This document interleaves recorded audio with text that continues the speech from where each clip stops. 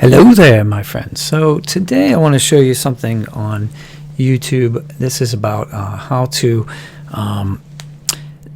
disable auto-generated captions from saying inappropriate words. And so the reason you might want to have, YouTube is going to generate auto captions. That's what it's going to do.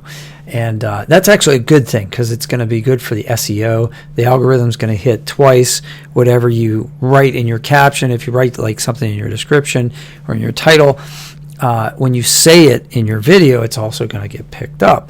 And that's good. That's good. It's going to make you get more views. But you don't want it to say something that you don't want it to say, right? So maybe that's foul language, or maybe it's something that's not exactly PC. And by PC, I don't mean personal computer. So I'm going to show you where the setting is for that. And so what you want to do is you want to get into YouTube Studio. So right here, you're in YouTube Studio, and this is your channel. And you go down here to Settings.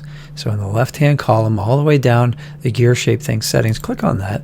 And then you've got these choices over here. Go to Channel. Hit Channel. Here's where your description is, your keywords. You definitely want to fill this out. And then go to Advanced Settings.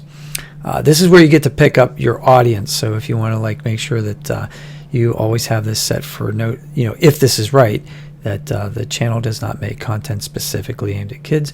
So push down a little bit, scroll down, and it'll say automatic captions. And then there's a checkbox here. Don't show potentially inappropriate words. Auto-captioning occasionally makes mistakes. This setting prevents potentially inappropriate words from being displayed. So we're going to keep that checked on. And then you got a couple more options here. So all right, that's how you do it. That's where you find it. And if this helped you at all, please smash like if it had any value. And I'll see you guys on the next one. Thanks for listening to my YouTube tips and tricks.